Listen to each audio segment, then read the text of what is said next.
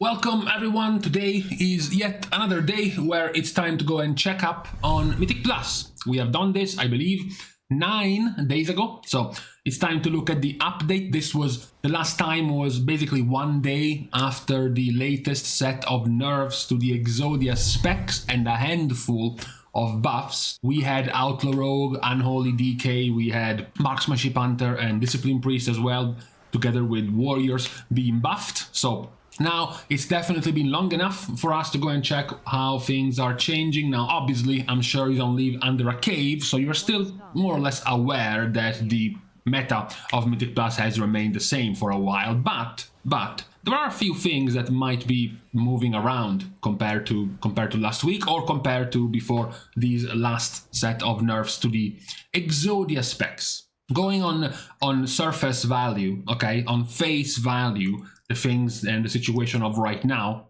we still see Guardian Druid, as usual, being the dominant tank. It has remained more or less at the same level as the previous weeks, 60-something%. Holy Paladin was at 76%, the new record for a single spec. This week is at 75%, so the record for now is not growing any higher as far as healers go. And then you have the usual melee DPS, which doesn't seem nearly as cool, because even though these numbers seem quite high and quite healthy, they are only 4,400 of the DPS player base compared to the almost 20,000 of the range DPS, which are, of course, as usual, the same 3 specs. What might be worth going into, what has happened lately is, these things right here.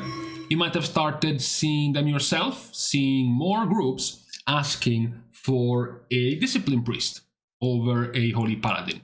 Now, obviously, together with asking for a Discipline Priest, there was no Shadow Priest in the group. Most of the time, it was a Destroy Warlock, perhaps it was an Enhancement Shaman. Either way, it was one of our predicted changes if this comp was ever to be moved around. It might have been, because of the nerfs, it might have been a replacement healer for Holy Paladin, which was going to be a priest, so that this priest slot could be changed to a different DPS. So we have started to see a few more of these changes after the latest nerfs to the Exodia specs. Now, of course, they are still nowhere near a popular choice. If you look at the range DPS, Destroy is still 3% of the specs, far below the main popular specs. However, as I said, eventually many of the top groups might be getting a little bit bored. If you look at the top runs in this season, in this post 10.1.5 part of the season, you can see we are still stuck at plus 30 as the highest completed key, and every single plus 30 so far has been either Underrot or Neltarus. And this has been going on for weeks. We haven't really gotten any new changes in terms of new highest keys completed. And that's somewhat expected, because if these keys are only completable with this comp, with this Giga comp, if this Giga comp gets nerfed 3 times in a row, and these dungeons do not get nerfed as a result, it's going to be effectively super hard for these specs to continue to push higher and higher keys. That's why we have been seeing them stuck at plus 30 at this point for a month. That was my assumption. Maybe some of these top groups might be growing a little bit bored or tired at being stuck at this level with the same comp, and might want to try out a different comp, just to see, just in case, if it does something different compared to before. Now, for the more large, the more broad part of the player base, we do see a few more changes, because if we go back to this, like, what do you see? You just see that 3 and 4 picks in high keys are Holy Paladin, and that's it. But for example, you can see that this is the set of damage done in Mythic Plus by healers, right? And scrolling down, you get the picture, right? The picture is pink. It's pink because Holy Paladin does the most damage in Mythic Plus. However, they have been nerfed now quite a couple of times now in damage back to back. So if we go and look, for example, at our last week, which was the first week after the nerfs to Holy Paladin, this one right here, Fortified, Afflicted, and Raging. If you look at this week, you will see that suddenly the sea of pink is now a, well, not quite a rainbow, but still a little bit more flavorful than before. Because now, as you can see, most of these logs are going to be from the second round of this affix, not the one from basically a month and a half ago, from August the 9th to the 15th or whatever, right? So plenty of these keys are done recently, and plenty of these keys do not include a paladin. You can also tell by the difference in DPS. You can see, for example, in these first couple of keys in terms of damage, the healers are hovering around 47,000 average and 60,000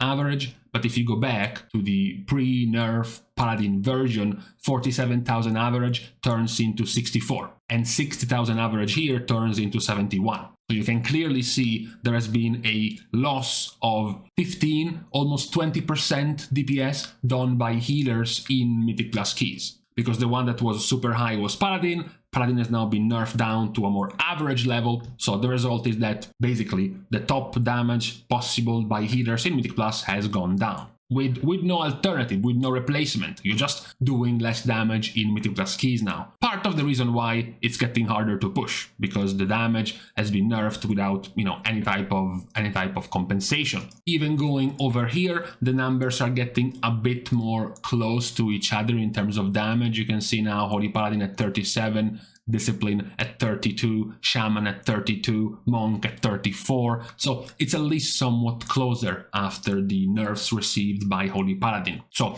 overall, Holy Paladin, is the closest of the specs to be going back to normal, to be going back to a balanced spec. Okay, let's call it that way. And also, I know this is a Mythic Plus video, but if we step off topic for 10 seconds, you can look in the raid camp and see that Holy Paladin, in terms of healing, also has gone quite down in the raid as well. So they are the closest one of the Exodia specs to be going back to being an average spec. Average is still strong, okay? Average is still a strong spec, just not super mandatory flavor of the month, have it everywhere type of spec. The second one in line in terms of averageness is Shadow Priest. We have in plenty of our rankings, which are the Mythic Plus rankings, we have seen a few things over this patch, right? We have seen Holy Paladin. If we look at the current season, not just this week only, we have seen Paladin being far ahead of the rest. We have seen Guardian Druid, and then the 3 DPS specs in the range camp, with the melee camp having basically no mandatory super strong spec nowadays. The one that is obviously the more balanced overall at the moment is Shadow Priest, because even if they still remain S tier, of course, even if we change tier lists and we still see Shadow Priest, remaining at the top, they do have more weaknesses than the other specs in this comp. Once more, going off topic, if you move over to raiding, for example, their overall damage has been getting quite weaker over time. Also, one of the reasons they are constantly being used in high keys is less about their damage, and even to some degree less about their survivability and even the power infusion, and more about things like Mind Soothe, more about things like Mass Dispel, which have been very, very strong in this season. There are quite a few short, cramped, narrow corridor or zones or rooms where Mind Soothe is like 5 times better than the old school Shroud for a skip. The way you can skip things with Mind Soothe is super useful. Same goes for Mass Dispel being necessary in a handful of dungeons. So being OP, I wouldn't be too happy.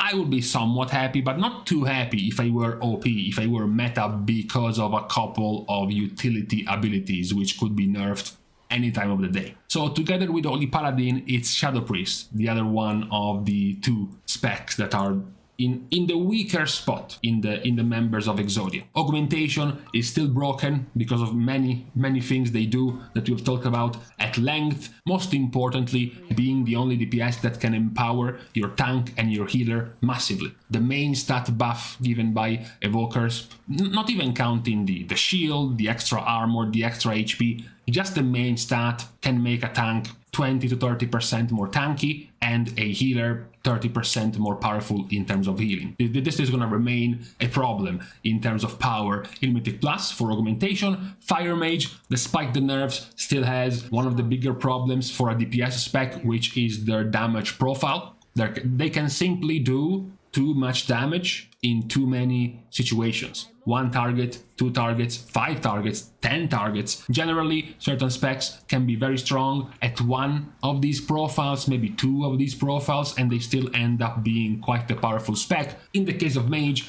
and Fire, they are just excelling at too much right now. Same goes for Guardian Druid.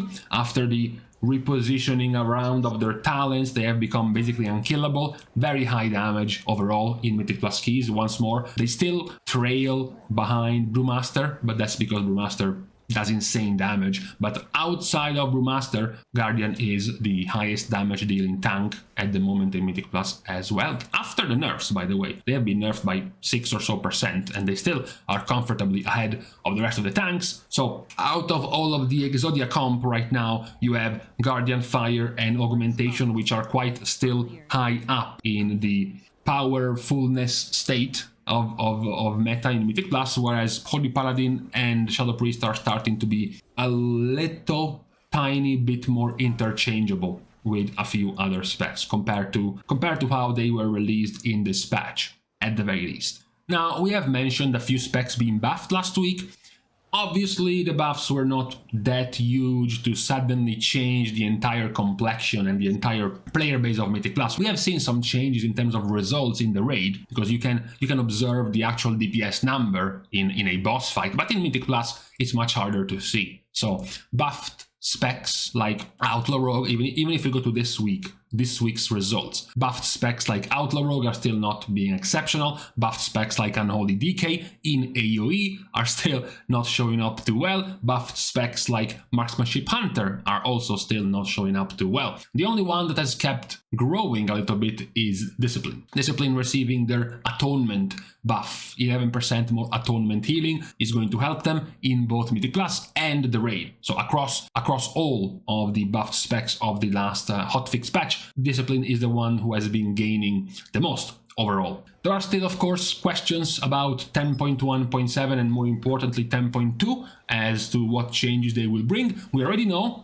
unfortunately, talking about DPS, that for the moment, I know we are 3 weeks away and there might be further changes into the PTR, but for the moment, we don't really have any meaningful changes for DPS specs planned for 10.1.7. We have some meaningful changes to both Mistweaver and Resto Druid in 10.1.7, and that's kind of about it. Tanks are not really being changed. DPS, whether it is melee or ranged, are also not getting changed. There are no nerfs on the horizon either. So for now, this is the situation that we have at the moment in Mythic Plus. So with this, yet another, I'm sorry, but nowadays these type of recaps are still kind of going to be somewhat depressing when looking at the situation in Mythic Plus, but after this recap we are now done for today as well. Hoping that by the time we get 10.2 out of the way, we are going to see a little bit more of a balanced season, perhaps going a little bit backwards towards how we had things in Season 1 would be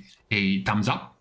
For now, we are leaving each other on this Wednesday, I think, yeah. Besides my problems with the days and time zones, we can now leave each other. We are starting, of course, by thanking all of the Patreon supporters for the contribution and help to the growth of the channel, which can still be given out for free. You can like and comment down below, as well as subscribe to the channel itself. With these useless things out of the way, thank you guys again for watching. See you guys tomorrow, and in the meantime, it's okay. I was hoping to make this a couple minutes shorter, maybe 3 minutes shorter, but I don't know when to shut up.